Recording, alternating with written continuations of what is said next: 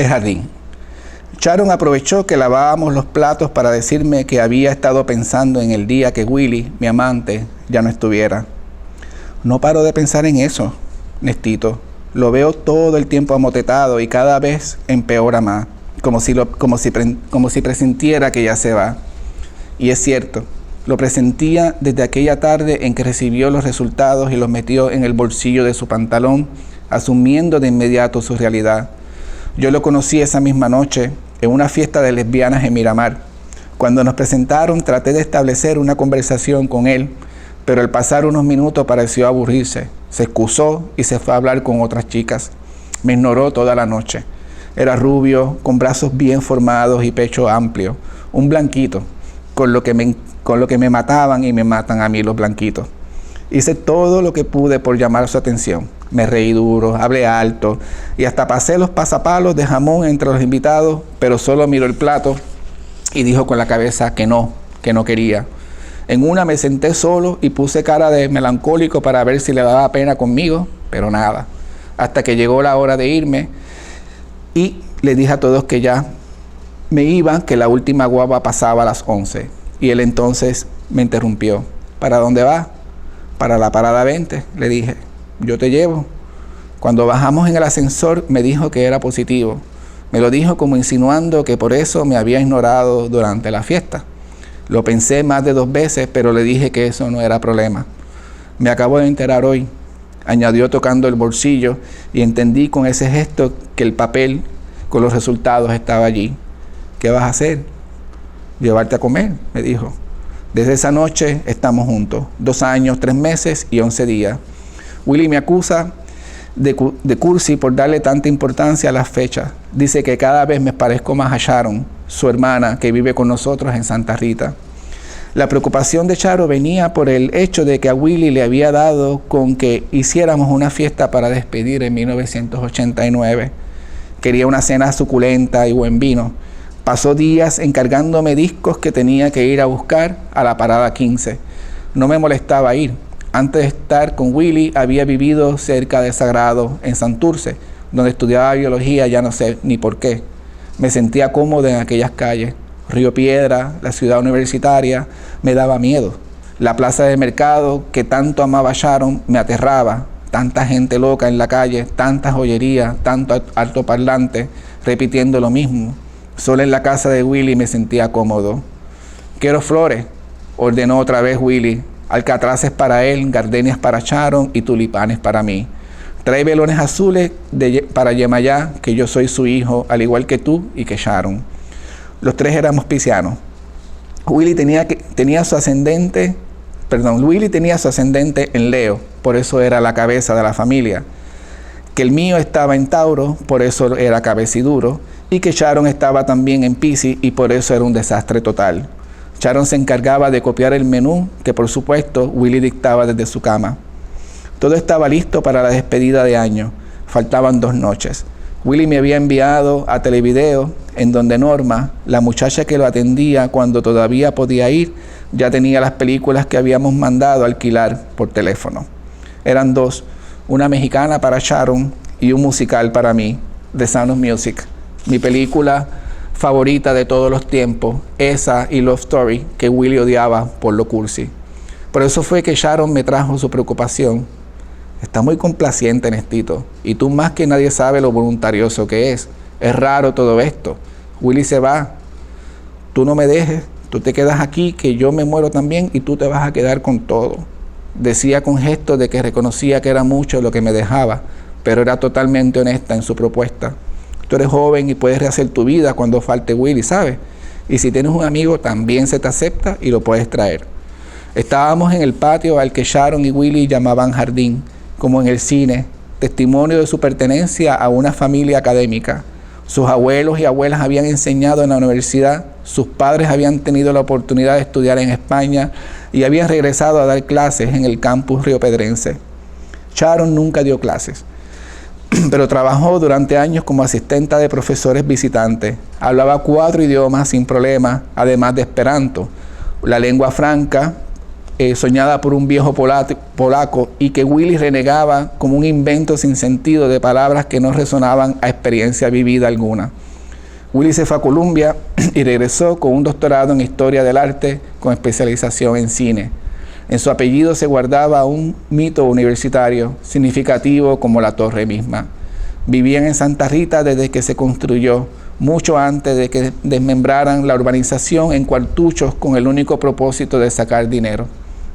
La residencia tenía los techos altos, 3 baños, 4 dormitorios y un garaje en donde Sharon se escondía para verse con un amante durante más de 20 años. No sé por qué lo ocultan, se preguntaba Willy. No sé por qué no se casó con él cuando papá murió, ni por qué razón lo recibe allí. 20 años era mucho tiempo para mí, que apenas tenía 23. Era mucho tiempo para cualquiera.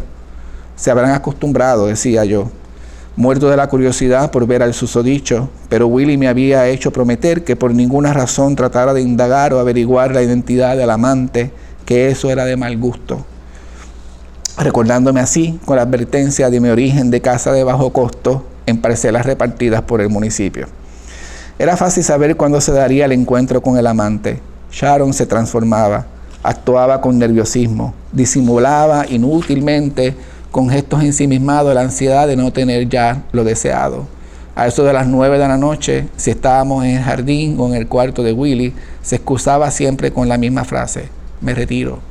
Cuando se iba, Willy decía: va a pecar, en tono de burla, imitando la voz de una diva de cine.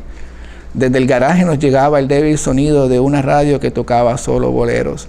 Luego, ya ida la visita, Sharon se sentaba en el jardín y fumaba, envuelta en una bata blanca que parecía plateada con la luz nocturna que entraba en el patio. Salí a su encuentro y me sonrió. Es un pequeño pecadito, dijo mirando el cigarrillo. Me invitó a caminar por el jardín y yo, deliberadamente, hice que nos acercáramos al garaje. Una vez allí, mentí simulando que había pisado en falso y me recosté en la pared. Estoy lastimado, le dije como en una película. Por favor, Sharon, entra al garaje y busca algo que me sirva de muleta. En eso escuchamos la voz de Willy que llamaba desde su cuarto al fondo de la casa. Me asusté y disimulé una recuperación también cinematográfica. Sharon me echó el brazo y me pidió: nunca entres a ese garaje, tu vida va a peligrar. La suya no era una advertencia vulgar como la de mis hermanas de te voy a matar, condenado. Era un peligro, el peligro era otro, más allá de ella. Nestito, dijo con su voz fañosa, te voy a contar un secreto. Mi corazón quería adelantarse al placer de escucharlo. Por fin, soy víctima de un secuestro. Desde hace 20 años un hombre grande de bajo mundo me obliga a encontrarme con él en ese garaje. Y es de la mafia, confesó, agrandando los ojos para que viera en su cara lo grande del asunto. ¿Secuestrada por 20 años? Pregunté, obviamente incrédulo. Sí, aunque no me lo creas. Una noche hace 20 años sin querer fui suya. Y digo sin querer porque yo, en verdad, no era yo. Él era lindo como Sidney Poitier, el negrito de las películas, idéntico. Al principio los confundí. Una noche vino por aquí y empezamos a hablar. Yo le dije después de un tiempo que nos fuéramos al garaje y por tonta me la entregué. Yo obviamente le dije que esa era la primera y última vez, pero me amenazó con decirle todo a papá y pedirle mi mano. Yo no tuve más remedio que aceptar cuando me dijo que era de Lampa, China. Y aunque no es chino, es de Haití, pero sabe hablar chino. Él me enseña y voy a aprender para que podamos hablar tú y yo sin que Willy se entere de lo que estamos hablando. Nesti, de todo esto, ni una palabra a nadie, por favor. Quedé boquiabierto. Pero en realidad era su manera de explicarme su realidad. Me sentí mal por indiscreto. Tal vez la había llevado demasiado cerca de ser descubierta y con la clase que tiene prefirió dar el paso al frente y descubrirse ella misma a su manera, claro está. Willy llamó de nuevo y fuimos donde él. Luego te cuento. Te quiero mucho. En chino se dice Chong Chun. Algo así, me dijo, con una fonética convincente. El antiguo salón de estar, donde una vez hubo un piano en el que, según Willy, Sharon solía masacrar al pobre Chopin, lo habíamos habilitado para evitar subir escaleras desde que él empeoró. Pusimos la cama de posición frente al ventanal que daba al jardín desde donde se veían las trinitarias. Estaba lleno de libros. Willie era un lector voraz. Leía de igual forma a Hesse que a Imitan. Se negaba a que yo los llevara a las librerías de la Ponce de León para que venderlos y con eso comprar los que él quería. Allí estaba con sus lentes para leer, con un libro entre las manos. La cara que tenía cuando lo conocí estaba hundida en un nuevo rostro que solo identificaba como suyo por los gestos. Aún actuaba como ese ser hermoso que fue. Aún actuaba como el ser hermoso que fue. Y le grita a su hermana: Sharon, vete al salón de Quique que te va a peinar para que recibas el año. Sharon intentó protestar, pero Willie insistió: que te peinen como Lady Di. Sharon, como arte de magia, se entusiasmó con la idea y salió del cuarto diciendo: ¿yo de Lady Di? ¡Qué locura! Como si la locura fuera precisamente lo más genial del mundo. Me acosté al lado de Willie. Estaba recién bañado. Había cambiado conmigo desde que cayó en cama. Durante meses me había ignorado como en la fiesta en que nos conocimos. Yo no era yo, era parte de un dúo con Sharon. Ustedes esto, ustedes lo otro. Miré su cuerpo de cerca y pasé la mano por su pecho. Sus axilas eran tierra fértil para pequeñas flores. Lo apreté suavemente. Sus huesos se sentían frágiles.